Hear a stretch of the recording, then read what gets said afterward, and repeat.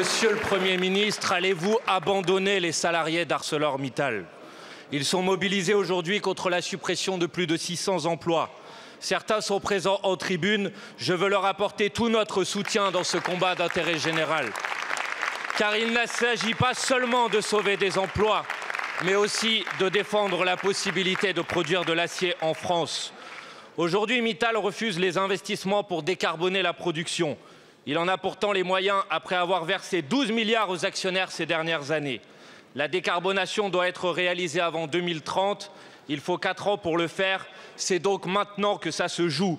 Sinon, c'est toute la filière qui disparaîtra, emportant plus de 60 000 emplois.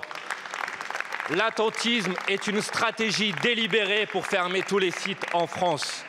Arrêtez de nous faire croire que vous pouvez ramener Mittal à la raison alors qu'il a pour unique objectif de vous faire cracher encore plus d'argent public pour remplir les poches des actionnaires.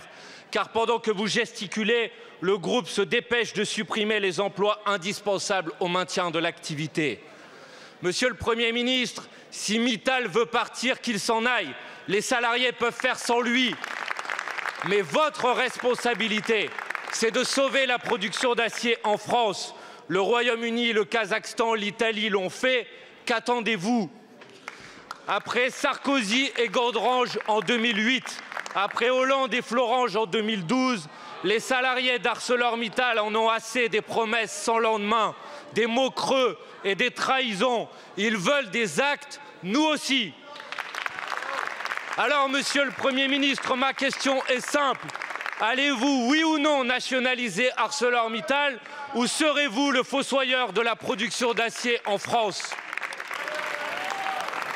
Je vous remercie. L'État attend, et nous l'avons indiqué à plusieurs reprises, qu'Arcelor apporte des réponses sur sa stratégie à moyen terme en France et sur la confirmation de ces projets. Ces investissements sont nécessaires sur les sites, notamment à Dunkerque.